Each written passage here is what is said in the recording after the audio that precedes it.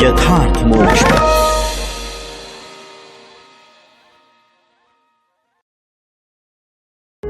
यथार्थ मोक्ष प्रस्तुत कर रहा है अतुल्य संपूर्ण महाभारत, श्री महाभारतम अनुद्योत पर्व 80वां अध्याय।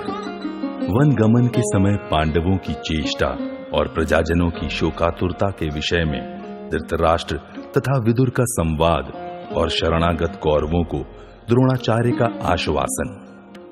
वैशंपायन जी कहते हैं, जन्मेजय, इस प्रकार राजा धृतराष्ट्र और बुद्धिमान विदुर जब दोनों वहां बातचीत कर रहे थे, उसी समय सभा में महर्षियों से घिरे हुए देवर्षि नारद कौरवों के सामने आकर खड़े हो गए और यह भयंकर वचन बोले।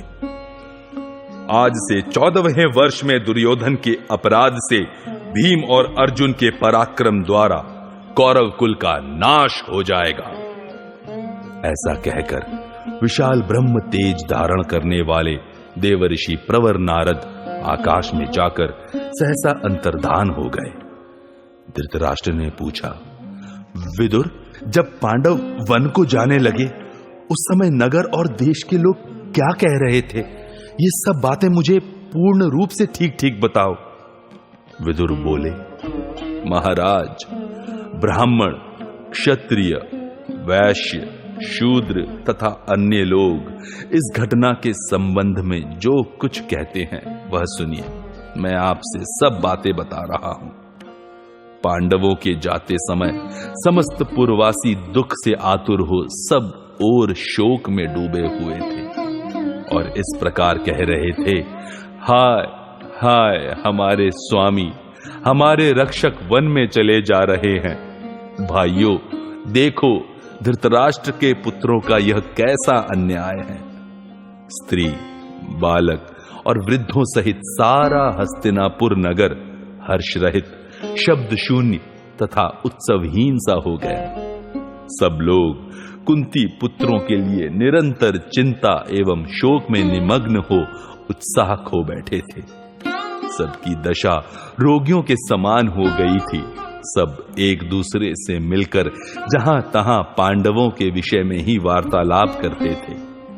धर्मराज के वन में चले जाने पर समस्त वृद्ध कौरव भी अत्यंत शोक से व्यथित हो दुख और चिंता में निमग्न हो गए। तदनंतर समस्त पुरवासी राजा युधिष्ठिर के लिए शोकाकुल हो गए। उस समय वहां ब्राह्मण लोग राजा युधिष्ठिर के विषय में ये बातें करने लगे। ब्राह्मणों ने कहा, हाय, धर्मात्मा राजा युधिष्ठिर और उनके भाई निर्जन वन में कैसे रहेंगे? तथा द्रुपद कुमारी कृष्णा तो सुख भोगने के ही योग्य है, वह दुख से आतुर हो वन में कैसे रहेगी? विदुर जी कहते हैं, राजन, इस प्रकार पुरवासी ब्राह्मण अपनी स्त्रियों और पुत्रों के साथ पांडवों का स्मरण करते हुए बहुत दुखी हो गए। शस्त्रों के आघात से घायल हुए मनुष्यों की भांति वे किसी प्रकार सुखी न हो सके। बात कहने पर भी वे किसी को आदर पूर्वक उत्तर नहीं देते थे। उन्होंने दिन अथवा रात में न तो भोजन किया और न नींद ही ली। शोक के कारण उनका सारा विज्ञान आच्छादित हो गया था। वे सब के सब अचेत से हो रहे थे। जैसे त्रेता युग में राज्य का अपहरण हो जाने पर लक्ष्मण सहित श्री रामचंद्र जी के वन में चले जाने के बाद अयोध्या नगरी दुख से अत्यंत आतुर हो बड़ी दुर्वस्था को पहुंच गई थी, वही दशा राज्य के अपहरण हो जाने पर भाइयों सहित युधिष्ठिर के वन में चले जाने से आज हमारे इस हस्तिनापुर की हो गई है। वैशंपायन जी कहते हैं, जन्मेजय, विदुर का कथन और पूर्ववासियों की कही हुई बातें सुनकर बंधु बांधवों सहित राजा धृतराष्ट्र पुनः शोक से मूर्छित हो गए। तब दुर्योधन, कर्ण और सुबल पुत्र शकुनी ने द्रोण को अपना द्वीप माना और संपूर्ण राज्य उनके चरणों में समर्पित कर दिया। उस समय द्रोणाचार्य ने अमर्षशील दुर्योधन, दुशासन, कर्ण तथा अन्य सब भरतवंशियों से कहा, पांडव देवताओं के पुत्र हैं, अतः ब्राह्मण लोग उन्हें अवध्य बतलाते हैं। मैं यथाशक्ति संपूर्ण हृदय से तुम्हारे अनुकूल प्रयत्न करता हुआ तुम्हारा साथ दूंगा। भक्ति पूर्वक अपनी शरण में आए हुए इन राजाओं सहित धृतराष्ट्र पुत्रों का परित्याग करने का साहस नहीं कर सकता। दैव ही सबसे प्रबल है। पांडव जुए में पराजित होकर धर्म के अनुसार वन में गए हैं। वे वहां 12 वर्षों तक रहेंगे। वन में पूर्ण रूप से ब्रह्मचर्य का पालन करके जब वे क्रोध और अमर्ष के वशीभूत हो यहां लौटेंगे, उस समय वैर का बदला अवश्य लेंगे। उनका वह प्रतिकार हमारे लिए महान दुख का कारण होगा। राजन, मैंने मैत्री के विषय को लेकर कलह प्रारंभ होने पर राजा द्रुपद को उनके राज्य से भ्रष्ट किया था। भारत इससे दुखी होकर उन्होंने मेरे वध के लिए पुत्र प्राप्त करने की इच्छा से एक यज्ञ का आयोजन किया। याज और उपयाज की तपस्या से उन्होंने अग्नि से धृष्टद्युम्न और वेदी के मध्य भाग से सुंदरी द्रौपदी को प्राप्त किया। धृष्टद्युम्न तो संबंध की दृष्टि से कुंती पुत्रों का साला ही है, अतः सदा उनका प्रिय करने में लगा रहता है। उसी से मुझे भय है। उसके शरीर की कांति अग्नि की ज्वाला के समान उद्भासित होती है। वह देवता का दिया हुआ पुत्र है और धनुष, बाण तथा कवच के साथ प्रकट हुआ है। मरण धर्मा मनुष्य होने के कारण मुझे अब उससे महान भय लगता है। शत्रु वीरों का संहार करने वाला द्रुपद कुमार धृष्टद्युम्न पांडवों के पक्ष का पोषक हो गया है। रथियों और अतिरथियों की गणना में जिसका नाम सबसे पहले लिया जाता है, वह तरुण वीर अर्जुन धृष्टद्युम्न के लिए यदि मेरे साथ उसका युद्ध हुआ तो लड़कर प्राण तक देने के लिए उद्यत हो जाएगा। कौरवों, इस पृथ्वी पर इससे बढ़कर महान दुख मेरे लिए और क्या हो सकता है। धृष्टद्युम्न द्रोण की मौत है, यह बात सर्वत्र फैल चुकी है। मेरे वध के लिए ही उसका जन्म हुआ है, यह भी सब लोगों ने सुन रखा है। धृष्टद्युम्न स्वयं भी संसार में अपनी वीरता के लिए विख्यात है। तुम्हारे लिए यह निश्चय ही बहुत उत्तम अवसर प्राप्त हुआ है। शीघ्र ही अपने कल्याण साधन में लग जाओ। पांडवों को वनवास दे देने मात्र से तुम्हारा अभीष्ट सिद्ध नहीं हो सकता। यह राज्य तुम लोगों के लिए शीतकाल में होने वाली ताड़ के पेड़ की छाया के समान 2 ही घड़ी तक सुख देने वाला है। अब तुम बड़े बड़े यज्ञ करो, मनमाने भोग भोगो और इच्छानुसार दान कर लो।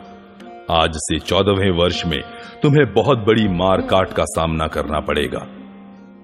द्रोणाचार्य की यह बात सुनकर धृतराष्ट्र ने कहा, विदुर, गुरु द्रोणाचार्य ने ठीक कहा है। तुम पांडवों को लौटा लाओ। यदि वे न लौटें तो वे अस्त्र शस्त्रों से युक्त रथियों और पैदल सेनाओं से सुरक्षित और भोग सामग्री से संपन्न हो सत्कार पूर्वक वन में भ्रमण के लिए जाएं, क्योंकि वे भी मेरे पुत्र ही हैं।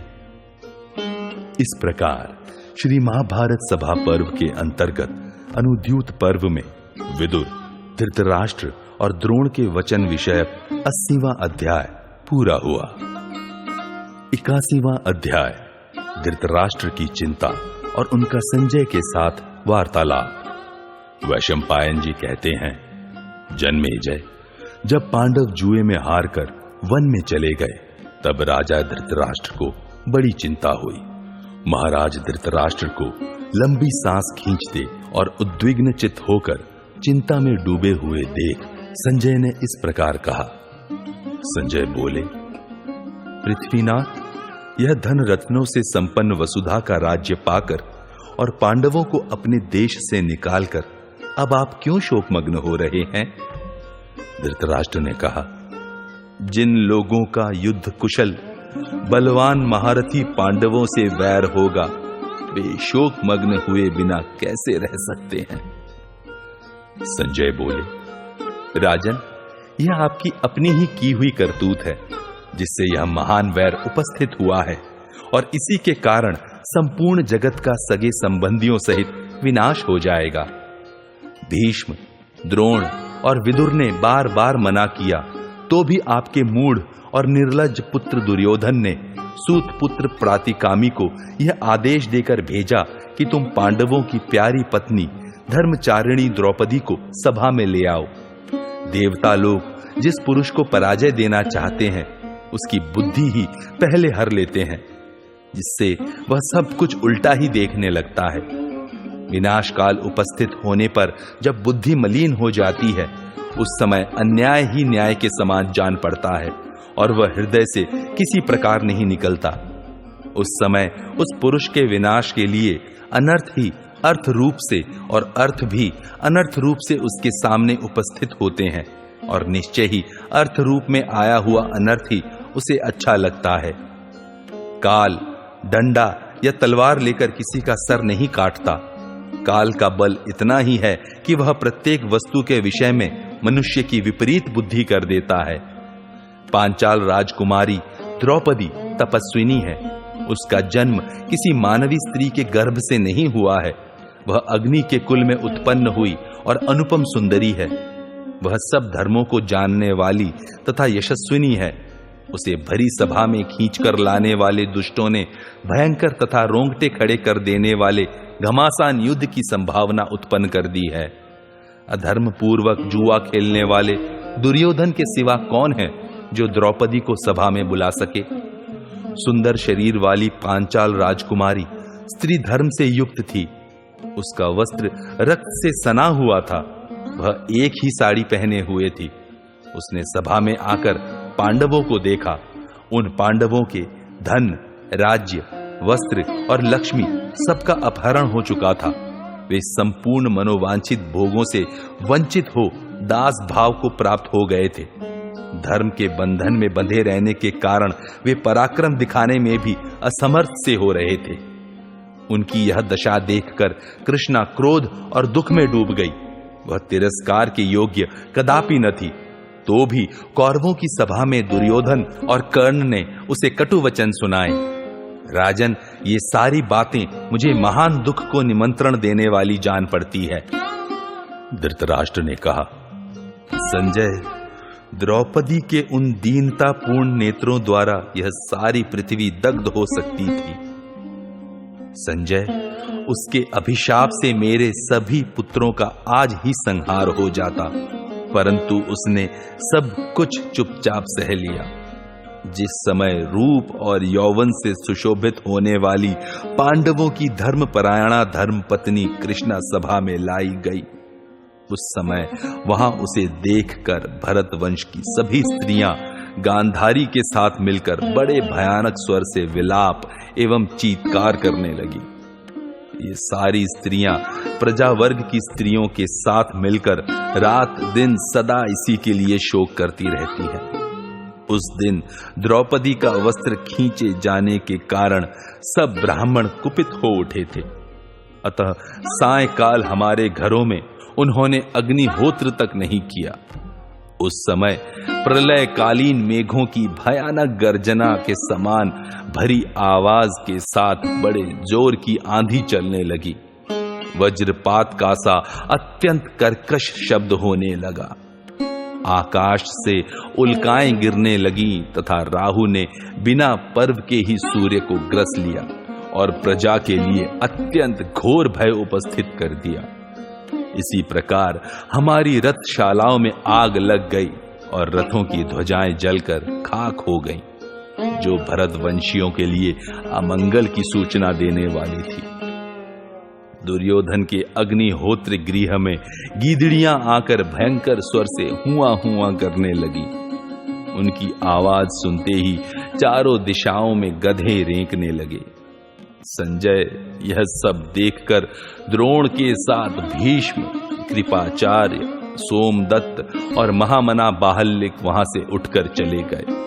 तब मैंने विदुर की प्रेरणा से वहां यह बात कही, मैं कृष्णा को मनोवांछित वर दूंगा, वह जो कुछ चाहे मांग सकती है। तब वहां पांचाली ने यह वर मांगा कि पांडव लोग दास भाव से मुक्त हो जाएं।